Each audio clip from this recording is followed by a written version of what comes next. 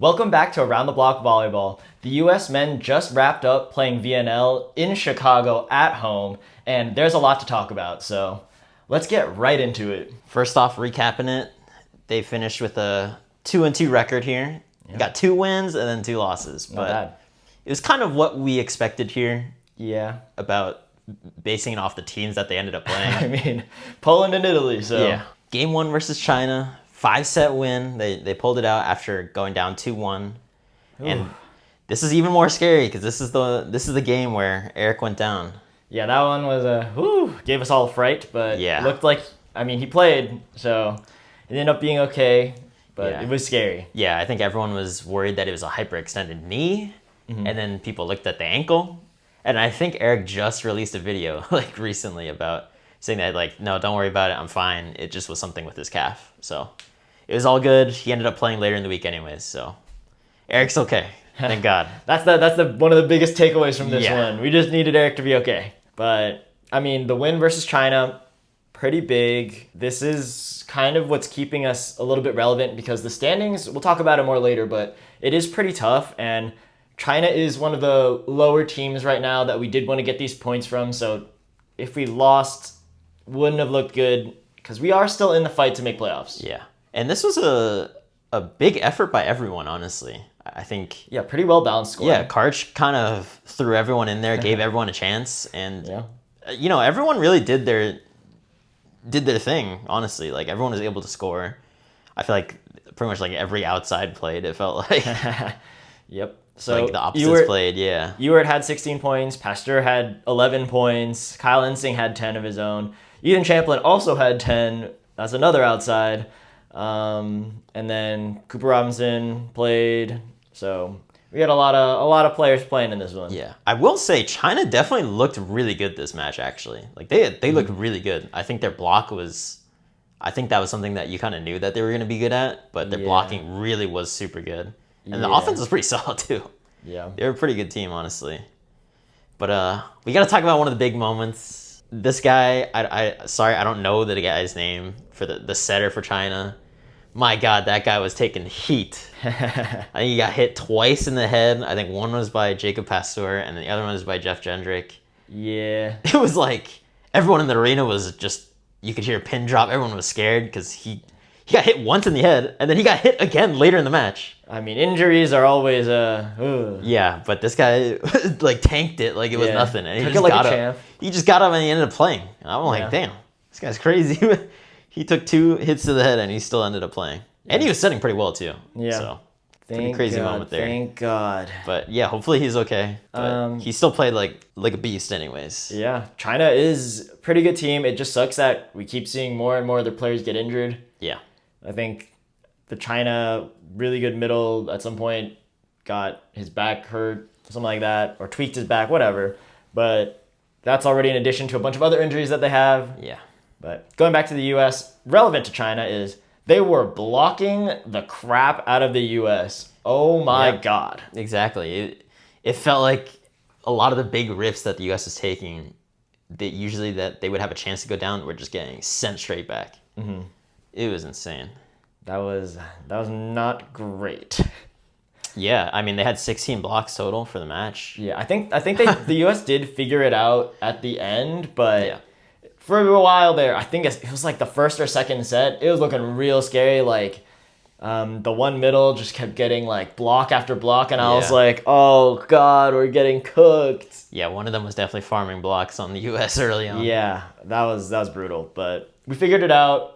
Probably a good learning experience, learning how to play against a good block. Good stuff against China. I think we can move on to the next game. We got Canada. This is a big win, right? It was a sweep. But there's also the one with the most controversy. Yeah. It was a very interesting game. I think, it boiled down to one moment, but, honestly, past that, I thought the U.S. did play really well. Yeah. But they were obviously they were pushed super tough and super hard by Canada. Canada also played super well. Yeah, Canada's a really good team. Mm-hmm. But, yeah, I feel like the story of the match is really, it kind of boiled down to that one missed call type of situation. It was really weird. Set point for Canada. Yeah. the ref blew the whistle a little bit too early. Yeah, prematurely. But it was a really tough like play to do that on. Like, it's kind of hard. Sometimes, like, the game is so fast at this level.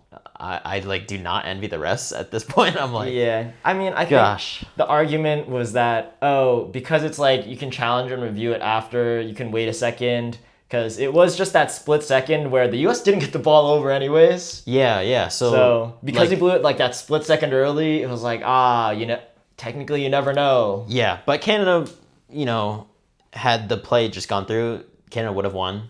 Yeah, we would have gone to a fourth set. It would have pushed a fourth set. Yeah.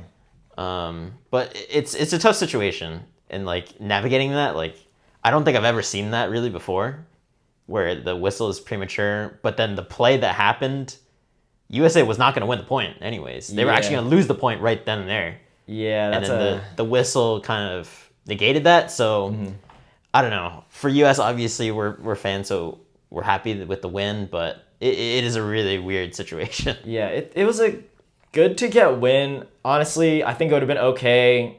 I mean, just hypothetically, if we went to a fourth and then the US still won 3-1, would have been good just to like get a little bit more playing, learn a little bit more from this game. Yeah, and I feel like every interview that you hear from Karch, he's always saying that he wants them to play more volleyball, so he's okay with that, but ultimately he wants the wins. He's not playing to lose. Yeah, we're not here to lose, but I think he definitely welcomes the extra playing and the extra experience for the players. Getting the challenge is the biggest thing. But I think this was definitely a cemented game that Gabby Garcia was definitely he's here. He was him, and he's ready to play well for the US. Yeah. And this was definitely a game for him to cement that. Yeah, this is a very impressive one because Canada was not playing poorly, so it's not like he was just farming against like a team that couldn't put up a good block against him. No, he played really well. Yeah, and this was definitely his game that he ended up. I mean, he had insane impact for the US with the amount of points that he was able to score. So, good stuff, Gabby Garcia. We were very impressed. I think a lot of people have been kind of waiting for a more breakout game. Yeah.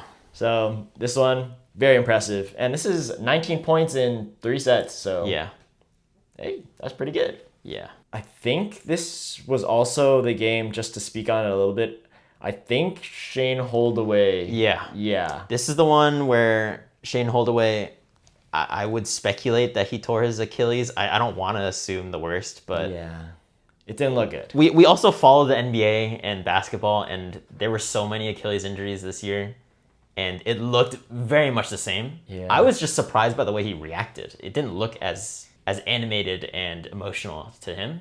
Yeah. But, I mean, whatever it is, if it's just a calf strain, that'd be awesome. I mean, you take that over an Achilles tear, but, It's hard. It doesn't sound good from all the post-game stuff we heard, especially even from Karch. Yeah. He was like, yeah, it's not a good injury. Like, this is bad. Like, it's serious. Yeah. So we have our hopes up, and we're praying for Shane Holdaway here. Yeah. Because, I mean, he really is, like, one of the best attitudes that we've seen for Team USA recently. I mean, he was also starting to really show up. Yeah, he was like good in the middle. Yeah, and I think for the team, I feel like he's like really good vibes. Yeah. Because, I mean, you just always see him smiling, and he's laughing with the team and stuff like that. So it really sucks to see a guy go out like that. But we hope for the best for him.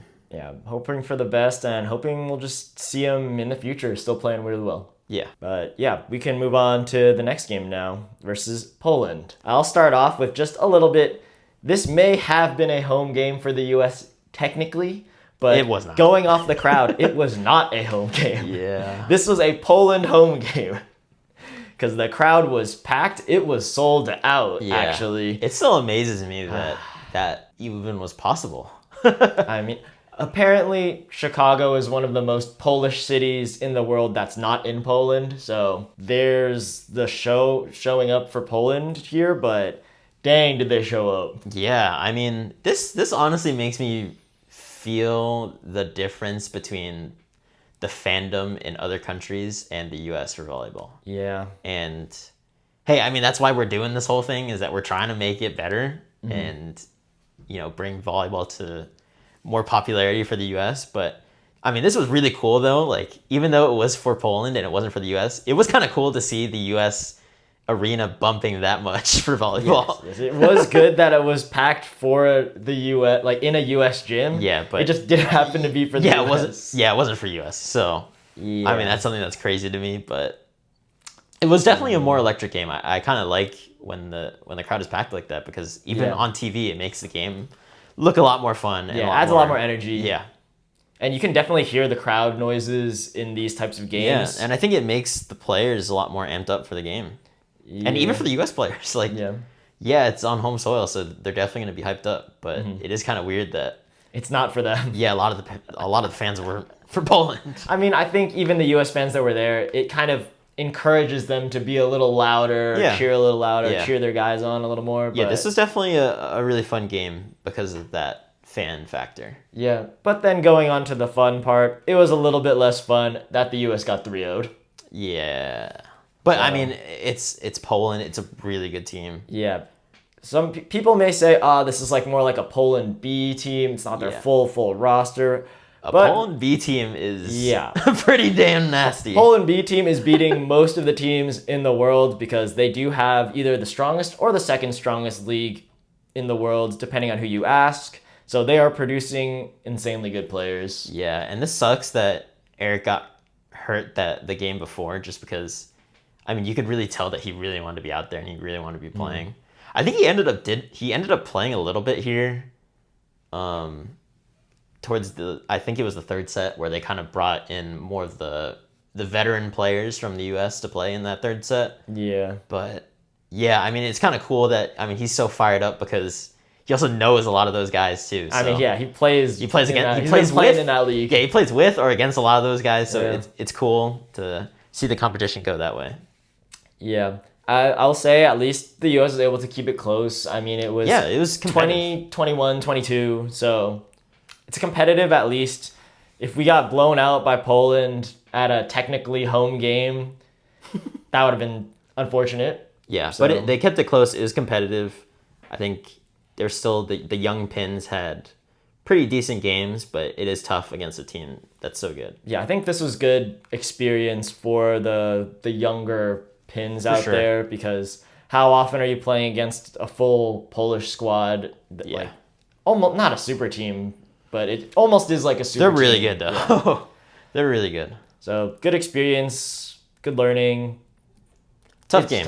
Tough game. I think a lot of it, I mean, we'll go into it more on like the overall week for the US, but I think this one definitely came down to like errors and serve and pass. I feel like that's definitely where it broke down for the US here. Yeah. But again, Poland's a really good team, so you can't fault it. Yeah, and it was competitive.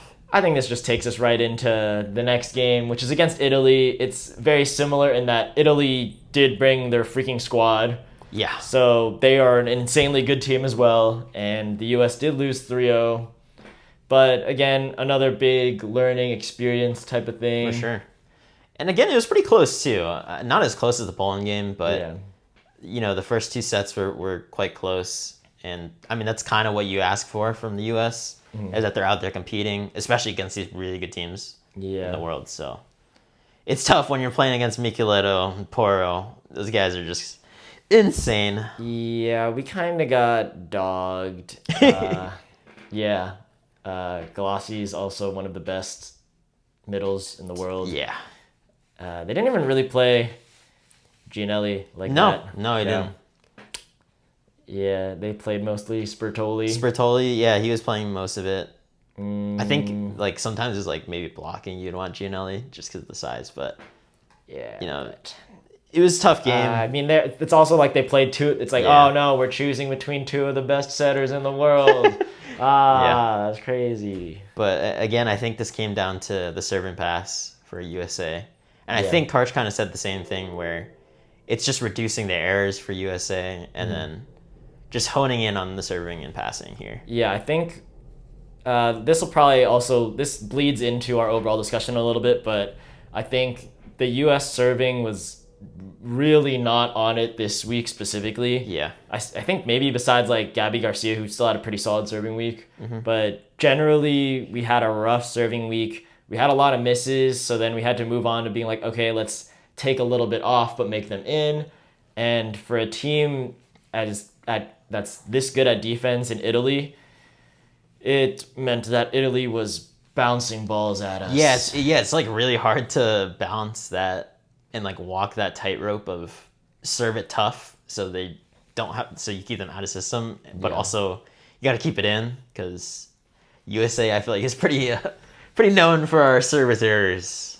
Yeah. The 2021 Olympics still haunt me. But yeah, I think this one was definitely tough, because it felt like whenever they were trying to just put the ball in, they kind of got punished by Italy. Yeah. I mean, again, it's by one of the best teams, so yeah, it's a little difficult. Yeah, I think maybe the last thing I have to say about this game was just that couple of, like, that very end of the third set, the little bit of obstruction type things going on. Yeah. It just, I mean, I can see it from both sides. I think that the second time where Micah was running towards the right side for Italy, and the right side kind of got in the way a little bit. Yeah. I'd say that's a tough call. I just didn't like how it was handled in that. I mean, the US was valid in being angry about it, but I think it just got resolved in a weird way, because I think the ref just went, oh, it was inside the antenna, and then that's when the US just had to like kind of back off. I really didn't think it was. Yeah, I don't know. That rule still confuses me every now and then. Yeah. But like, I thought it was gonna be a replay, because it's like, it's such like a tough call. I don't know. Yeah, I don't know. That like rule and the way that you play around that is so weird. Yeah. Because like I feel like you could technically like kind of block the other player, which I think I don't know if he meant to do it. It looked like he meant to do it, but it's like hard to say, like, can you even do that? Is that allowed? Or what ball can you even play? Because I think that's what the ruling came down to anyways, right? Yeah. It was like the ball was still inside the antenna, so you can't play that anyways. I don't know. It's really weird. I'll be real. Everyone I talked to who watched the game did not believe that reasoning. They're like, like, maybe it still didn't have to be like a blocking thing, or maybe it was fine, but the inside the antenna part, everyone was like, I don't know about that one. Yeah, I don't know. It doesn't really make sense, but yeah, again, it is another reason that I'm like, I do not envy the refs at this point, because it's such a weird rule that you have to play around for volleyball, and like it's not really a rule in any other level. Yeah, it's more at this pro level. So I don't know. I'm confused by it. It was a weird moment. Yeah, I think I just brought it up mostly because I was like, okay, this is when the U.S. is gonna get fired up. We're gonna try and get it back, and then Italy was just completely steady. Yeah. They did their thing anyways and put the U.S. away. Yeah. So I was like, shoot. Yeah. It's still Italy at the end of the day. Yeah.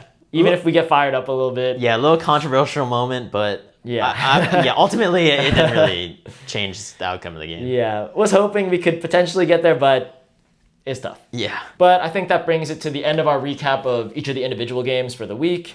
And now let's move on to our Week 2 USA MVP. This week, I think we have like two things going on, but first, we want to give it to Gabby Garcia. He showed out this week for sure. Yeah, performance-wise, he definitely stepped it up. Yep.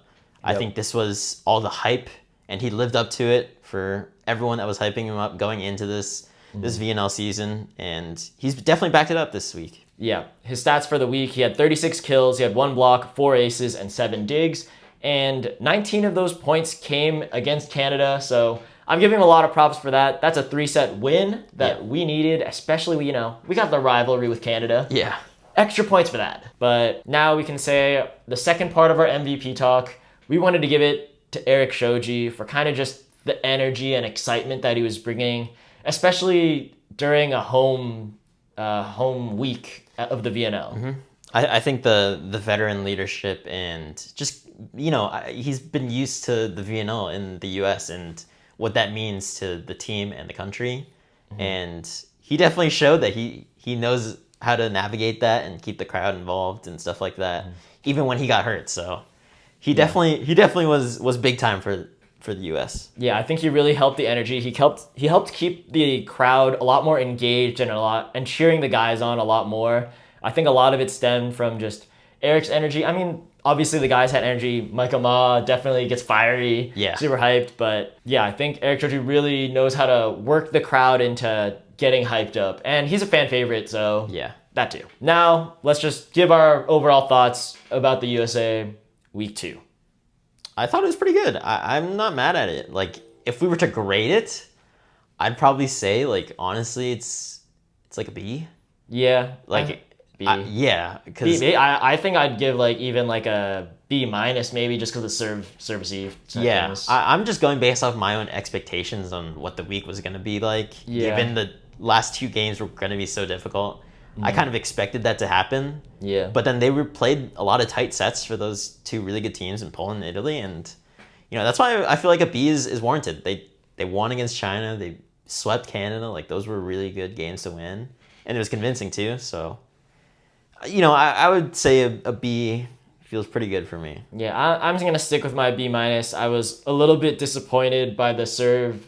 Well, more the serve game actually. Serve receive, I knew we were gonna struggle a little bit more because younger team, we haven't played against serving this tough. Not everyone has. Yeah.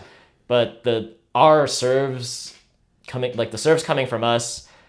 I guess my expectations were that after the Tokyo Olympics fiasco where we served ourselves out of every single game. Right. I was really hoping that the U.S.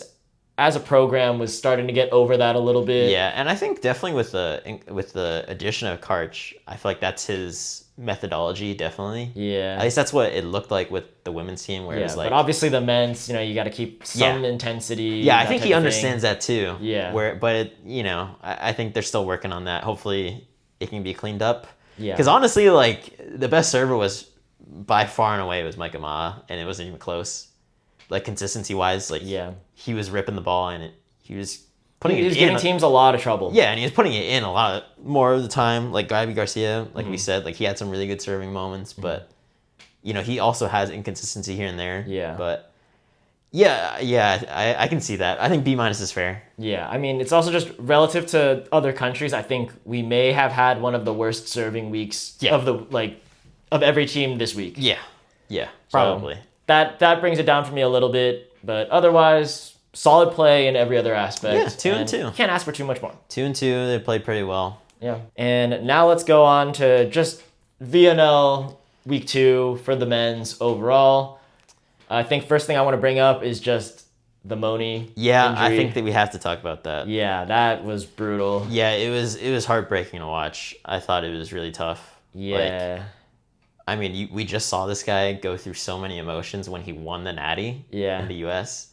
And then, like, seeing that again, but it was, like, a complete 180, obviously, because he hurt his ankle. Yeah. It was so tough to watch because, I mean, you have to remember, this guy is, like, I think he's 19 now, but, like, he's just a kid still, so it's so painful to watch, like, the emotions that he's going through. And then, like, his older brother, too. Yeah, Alex, oh, my God. You could tell he was going through... I mean, he couldn't even finish the match. Yeah. Like, he was not in it anymore after that. You could just tell how just upset he was. I mean, thank God we've never had anything like that, between us. Like, we haven't had something like that. I mean, fingers crossed that never happens, but I can't even imagine how you feel when stuff like that happens. Yeah, especially when you're I don't know, I feel like between each other, they're probably thinking, like, we're the future of this program. Right, it's our turn to, like, show up, make ourselves known, carry this for the country. Yeah.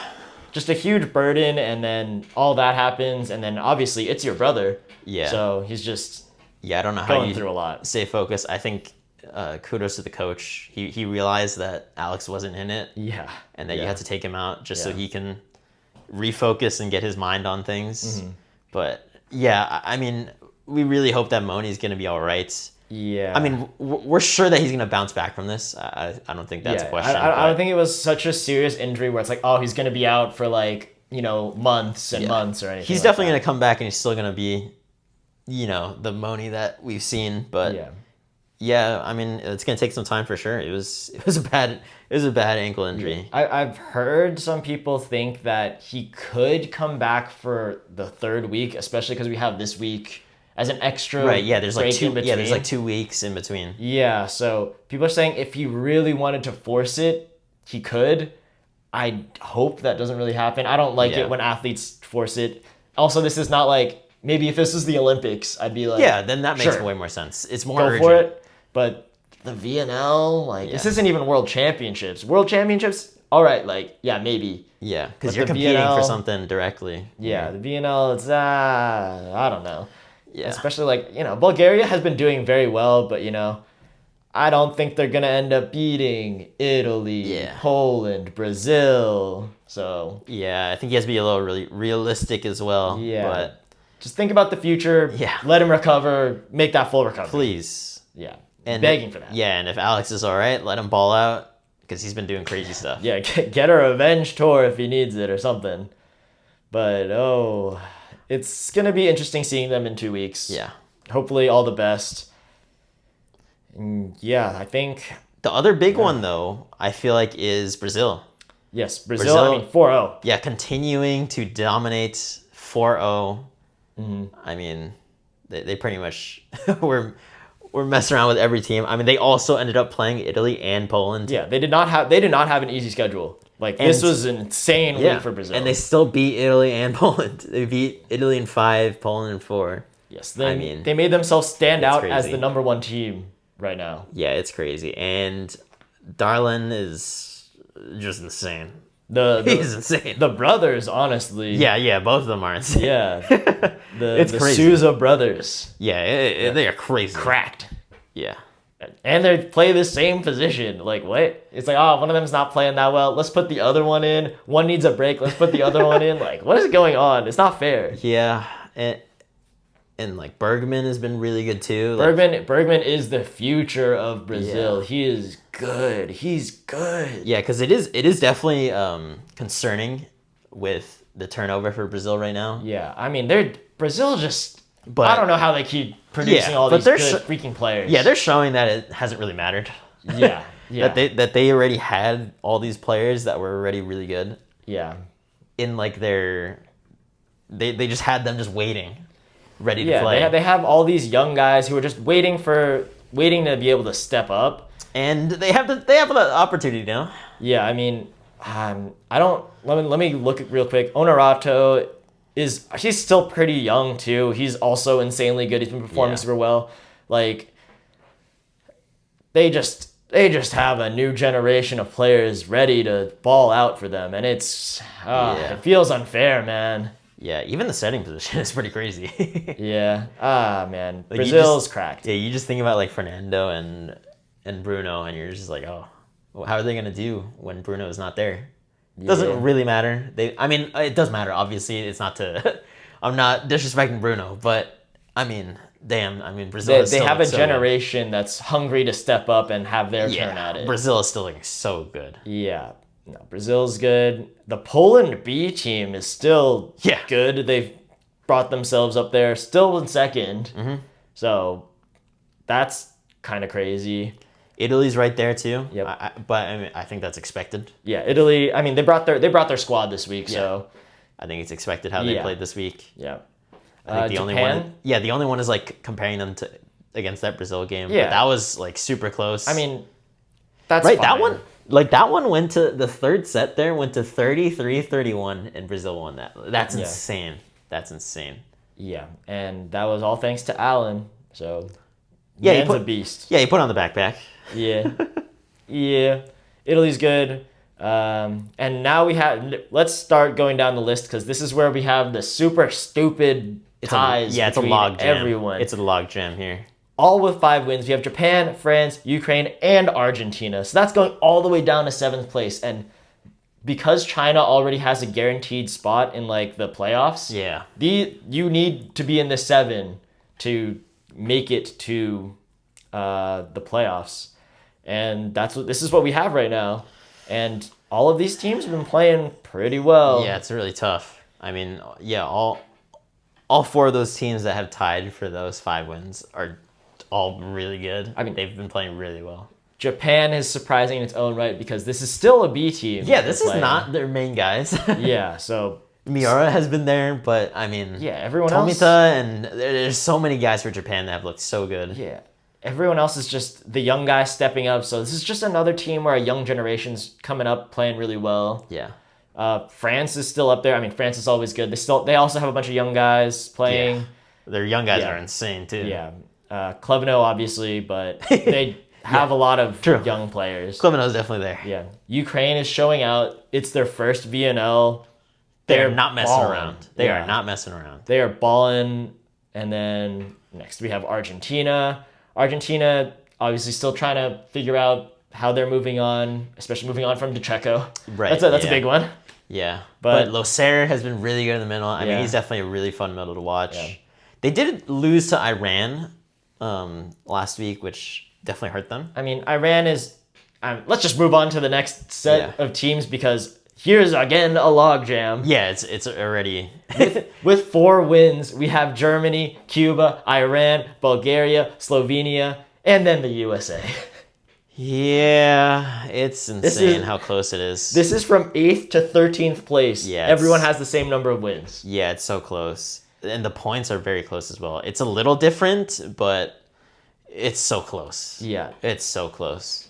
I mean, this just means that the third week, sometimes you have games where you're like, do I really need to watch this one? But All of these every are gonna game matter. is a must watch because every game is must win, basically for every team besides maybe the top 3. Yeah. But even then, you still want to make sure your spot is secured. You still want high seed. Yeah. So every game matters besides maybe like, Yeah.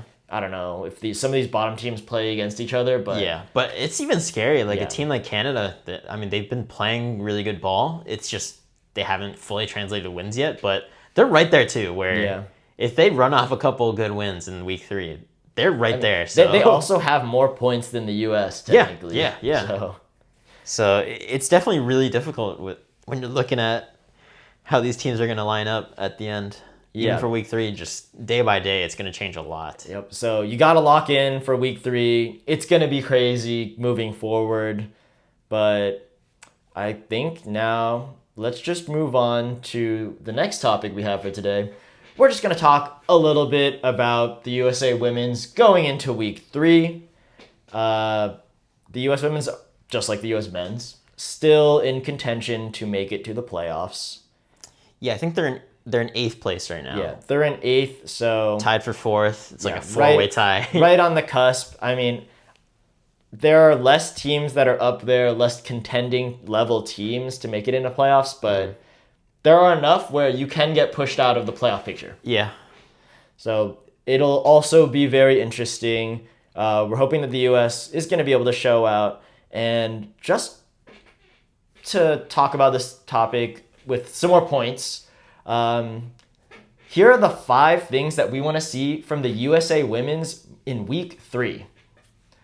So at number 5, we want to see at least one of Avery Skinner, Kalia Lanier, or Ali Franti on the Yeah. outside. Yeah, I think the veteran presence is definitely missing right now. Yeah. And any 3 of them can bring that, and I think that levels up the team pretty much right away, I would say. Also, serve receive was Yeah. it would help out in the serve receive Yeah. department for sure because Yeah. all 3 of these players have been playing at the highest level. Yeah. So they're ready to play against these tough servers from other countries, and they'll have an easier time. They probably don't even need to adjust. These are the same players that they play against, so they'll be ready for it. Yeah, in all honesty, I think it'd be crazy to not have them play in week 3. Yeah. And you might need to bring 2. Yeah. You might want to bring 2 of them because week Yeah. 3 is going to be super important. Yep. We are still in the make it or break it period of the VNL. So And they could have a huge impact, even though, like we said, the young pins have been really good and they've been showing up really well. But when you're making this push for playoffs, you need to bring in those vets that are, I'm sure they're ready to play. yeah. And speaking of defense or defensively, us being a little bit weaker now, let's move on to point number 4, where Hentz or Rodriguez, whichever libero we take, we want them to take a little bit more command of that back row. I think both defense and serve receive have been a little bit shaky for the U.S. And when we're used to having Justine Wong, who's very loud, very commanding in the back row, taking control of everything. That's what we're used to. Yeah, there's we want to see never a little a question. bit. Yeah, we want to see a little bit more of it from whichever libero plays in any of the games. Yeah, for sure. And I think serve receive is definitely one of the big ones where Yeah. even if it's not them directly passing, because ultimately, the server might just not serve at them. Yeah, I So mean, that's just how we it know is. we know that they're targeting other players. But it definitely helps if they can take up more court, or even if it's just, providing more confidence in the other passers. And I think that comes with taking more command. So we'll have to see. Hopefully they can have even more impact in week 3. Yep. And let's move on to point number 3. So for 3, we have Sarah Franklin just continuing to swing aggressively.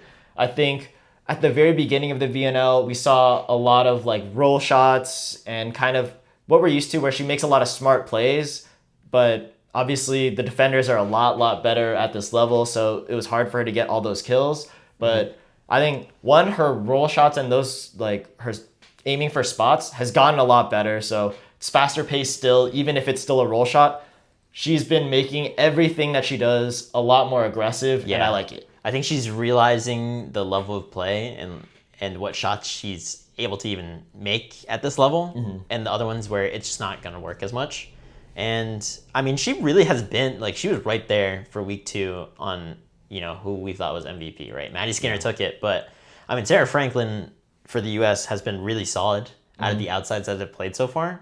And it really has to come from her swinging aggressively and, not backing down from a bigger block or whatever it is, right? Just swing aggressive, kind of just go for the point, honestly. Yeah, and I think we've seen the progress as the 2 weeks have gone by already. So even game by game, I think it's just getting better and better. So I think if we keep seeing this, I feel like Sarah Franklin is slowly locking herself in as a player that we want to take to the Olympics. Yeah, I think she's definitely making her case right now. And it's early on, right? It's still 3 weeks out, or 3 years out, sorry. But she's already making her case super early on, so definitely looking forward to more Sarah Franklin play. Yes, but now let's move on to number 2. And for number 2, we have ending week 3 with a 3-1 record, which could definitely secure them into playoffs. And I think this is absolutely possible. I don't think the schedule is too hard. I think they're playing against Thailand, Dominican Republic, Canada, and then China. China is probably going to be the one that gives them a tough time. Canada should be beatable. Thailand should be beatable. Dominican Republic, they're a more dynamic team that could definitely give them some trouble, but I think the US can win 3 of these games and then force their way into playoffs. Yeah, I think this is really a not messing around type of week where you're really going for the win for all of these. We're playing our best players and we're playing who's hot. So I think this is definitely something that we're looking to, because you got to make the playoffs here. And they have a really solid chance, so I think you have to make the push. Yeah, and when we're playing this VNL going, this is all a learning experience. There's no better learning experience than making it into the playoffs of an international tournament. Yeah, and you play more. Yeah. You end up playing more, so. This is exactly what we want. I believe it's fully possible. I'm not too worried about us doing it. It's just something we need to do. Mm-hmm. Yeah. It's not something that we're too worried about, but yeah, time to go out there and do it when the time comes. Yep. But at number 1, we have just bringing energy and hype for the home crowd. This 3rd week, it's taking place at home in Arlington, Texas, and we want the players to put on a good show for all the players. The sport is still growing in the US. We're trying to get our major leagues going. Yeah. This is exactly what we need. Yeah, and the main driver has been the women's game, and Texas is one of those hotspots. And hey, a lot of the Texas players are on this women's team for the US. So this has to be really important for some good energy, a lot of hype. Hopefully, University of Texas fans, stuff like that, and all volleyball fans from the US, definitely. Hopefully we can get some hype in there. Yeah, this is just part of what can help build this volleyball culture in the US. So if you're able to go, you guys should definitely be going to watch. If not, make sure you still watch on Volleyball World TV or on Big Ten Network /CBS Sports, I believe. Yeah.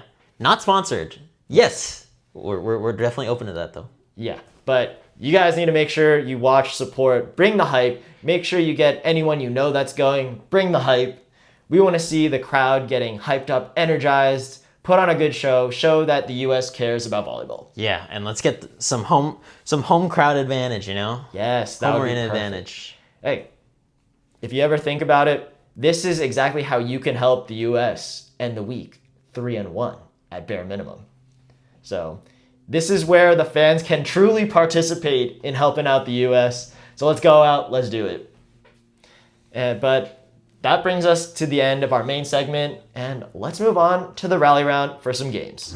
Welcome back to the rally round, where we play our drafts, do some blind rankings, and have all of our other games. This week, we don't have a draft for you, but we still do have some roster predictions. This week, we're doing Pitt, so who will be your starting 7 for Pittsburgh? This is, we got another heavy hitter for you guys. Everyone is talking about this one. I mean, they've been Final Four for the last 5 years. Yeah. Dan Fisher has been insane. The team has been insane. But this is a very difficult roster to predict. It's a lot of moving parts here again, and there are some mainstays, obviously, but a lot of different players. So the first one is the setter. It's hard to replace the 3-time All-American Rachel Fairbanks, but there's Haiti Tautua'a, is a redshirt sophomore that is returning from an ACL. I think that is a really tough injury to come back from. She didn't play at all last year, but I think with some experience, and she actually looked very good in the spring games, which has definitely helped. I think she got better. I think they only played 3 games to my knowledge. I'm not really sure. Pitt fans tap me in, but with those 3 games, I think she was progressively getting better. But there's also competition here. Brooke Mosher is a redshirt senior from Illinois. She's a transfer from Illinois. And I think she also has a shot at that setter spot because she has a little bit more experience. I think the way that this will go, at least for Dan Fisher, is probably give both of them playing time, kind of see who's doing better. I think they're still going to do a 5-1 because I think Olivia Babcock is just going to be that good. When you have Olivia Babcock, you need to have her on the court. Yeah, but I think both of them will end up competing early on, and one of them might run away with the setting spot later in the season. For the outsides, for OH1, I have Blair Bayless. She's a junior, and she came off a pretty good, actually really good spring games. And I think she'll be a really good, strong hitting option for Pitt as one of the outsides. No more Tori Stafford since she transferred to Texas. But I think she can be really physical at the net. And then I think when she's locked in on serve receive, she can also be really solid there as well. So Blair Bayless, I think, is a lock to me. The OH2 is going to be tough, but right now I'm just going to put Sophia Gregory. She's a redshirt sophomore, transfer from Oregon, who also had some really solid spring games. I put her as the outside for now, though, just because I've seen her play. And the other 2 right now, I haven't seen play. They're freshmen, and they're also coming from Europe. So tough to gauge the level of play there, but for now, I'll just go with Sophia Gregory just because she's been able to play in the spring.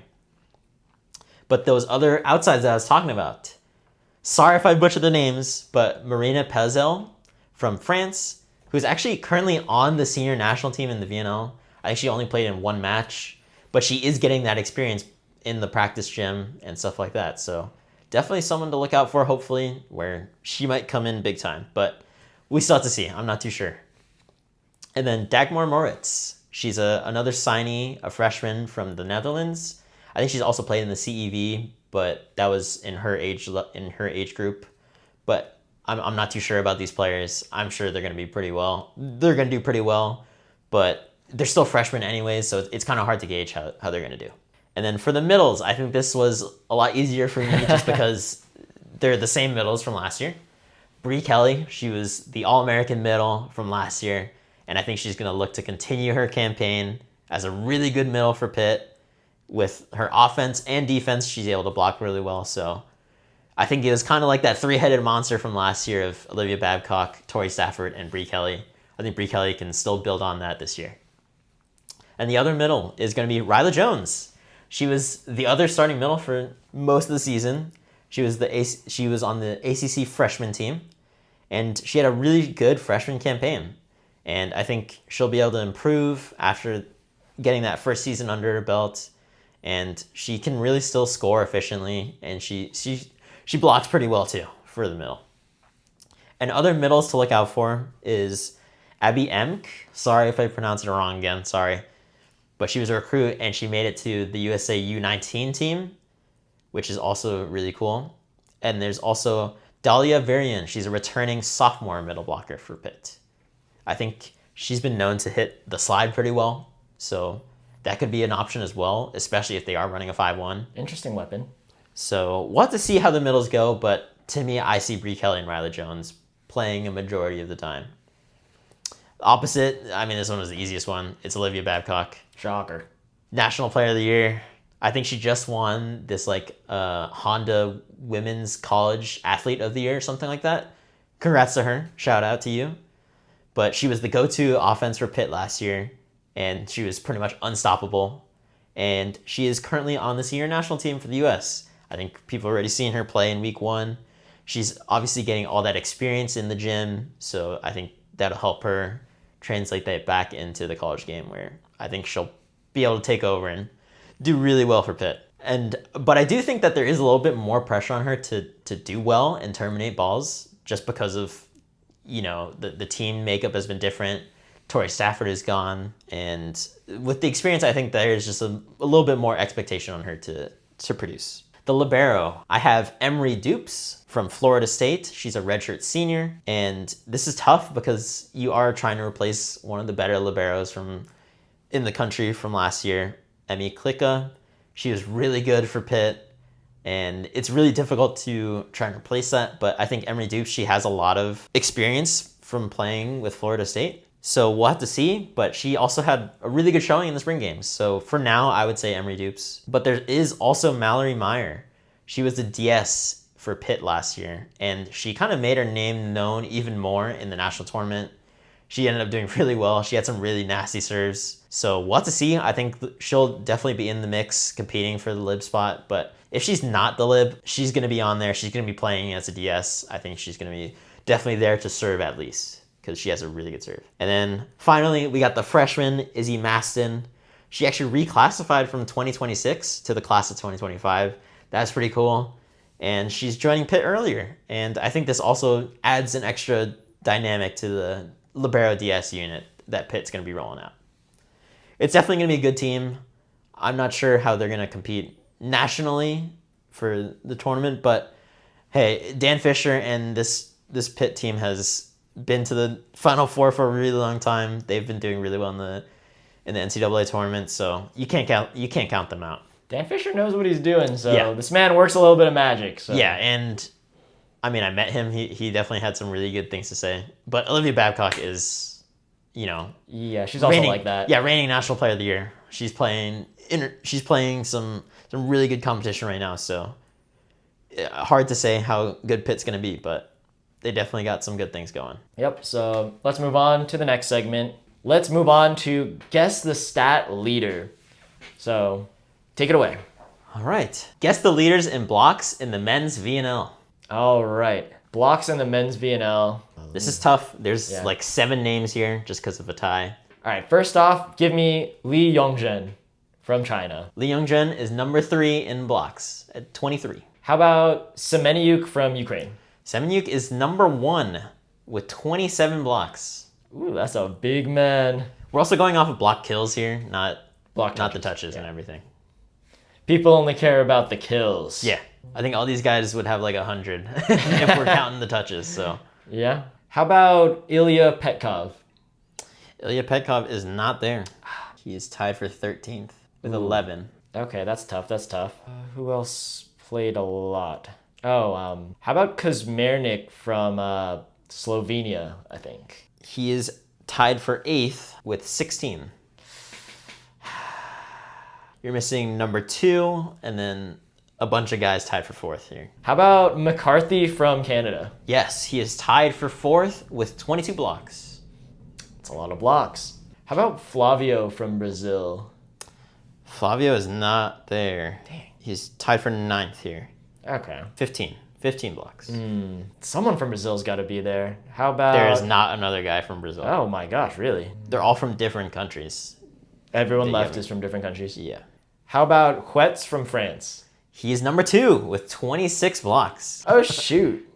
I was underestimating France a little bit. He's up there. He is up there. Yeah. Next, you have 3 guys tied for 4th. Right. How about Loser from Argentina? Loser is there. Yeah, tied for 22 blocks. Yeah, should not have underestimated him. My bad. Okay. How about Simon Torwi from Germany? Simon Torwi is there. 22 blocks. Okay. One more. What country is he from? Serbia. This is a tough name. You can just give me this. I don't think I know a single Serbian by name like that. The last one is Nedeljkovic. Sorry, mispronunciations there, but Nedeljkovic is the last one. Okay. That's not bad. There's a lot of good blocking going on in the VNL right now. Yeah. So that was a tough one. I mean, it seemed like it still stays pretty close, actually. Yeah, they're all close. Let's move on to our final game of the day.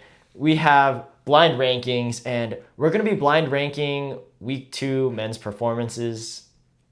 So, can you blind rank these week 2 men's VNL performances? First off, we have Lee Yongjun versus the USA. He had 14 points, 4 kills on 22% efficiency, but he had 10 block kills and 11 positive block touches. Yeah, I mean, this might be like USA bias to like not want to put him high. They did lose, but this is insane. He did tie the VNL record for blocks in a match. Yeah, this is insane. Like, he scored, what, how many points? 14. 14, and 10 of them were blocks. This is crazy. I think I want to put this, though, just because it's crazy, I want to put it a little bit higher than what I normally would. I'll put it at 3. All right, 3. Good spot for it. I mean, that is a record-tying thing, so. It's insane, but he ended up losing. Yeah. And, yeah, I don't know. I would normally put that a little bit lower, but it is crazy. Yeah. You can't deny the records being had. But next, we have Alan from Brazil versus Italy, where he had 31 points with 26 kills on 45% efficiency, 4 blocks, 1 ace, and 15 points in the 3rd set alone. Yeah, this is number 1. He just decided to go Super Saiyan or something. It was crazy. Yeah. The backpack was on. He went stupid mode. Yeah. No, that was a disgusting performance from him. Unstoppable. He actually carried the 3rd set. Yeah. Because 15 points in a set, even if it's going in extra points, but crazy. Yeah, and winning that 3rd set, I mean, 33-31. You got to feed the hot hand, and he was the hottest of hands. Yeah. So you've taken your 1 and 3.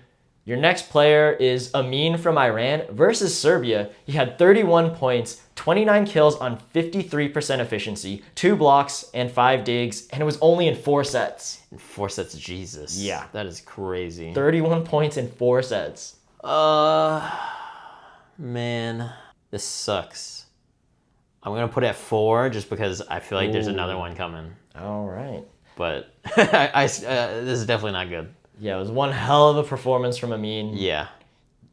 He's him. We're doing something a little special for our last 2. I'm giving them together because this is from the duel between France and Japan. Oof. We have Trevor Klevno and Kento Miura as your final 2. Klevno had 24 points on 23 kills, 51% efficiency. He had 1 block and 7 digs. Miura had 23 points on 18 kills, 29% efficiency, 1 block, 4 aces, and 6 digs. Disgusting. Yeah. Disgusting. So what does that mean? You put 1 in each. Oh. Yeah. Giving them together, so now you have to decide with these last 2. Oh, damn. Your number 2 and your number 5.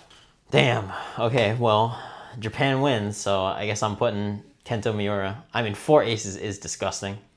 Yeah. That is pretty crazy. That's big time. And then Klevno, I guess, is 5, but I definitely trolled this one. Yeah, it was a tough one. You never know what's coming with these blind rankings. The China one just screwed me up, man. He got freaking 10 blocks. This is insane. Yeah. Yeah, 10 blocks. That'll do it for you. Yeah, sorry, Trevor Klevno. And then Amin should have been number 2, actually. Oh. Yeah. My bad. Yeah. I definitely screwed this one up. It happens. But that brings us to the end of this week's episode. Thank you guys so much for watching. Please like, comment, and subscribe. In the comments, I think, let us know what you want to see from the U.S. moving into week 3 for both the men's and the women's. A lot of big things happening. Or any topics to talk about, just because we got a little bit of downtime here for the VNL. Yep. So no games this week, so we'll come back. Yeah, any fun things to talk about for the U.S. or the world's overall. So any volleyball you guys want to talk about, let us know. We'll talk about it. Again, thanks for watching, and we'll see you guys next time. Peace.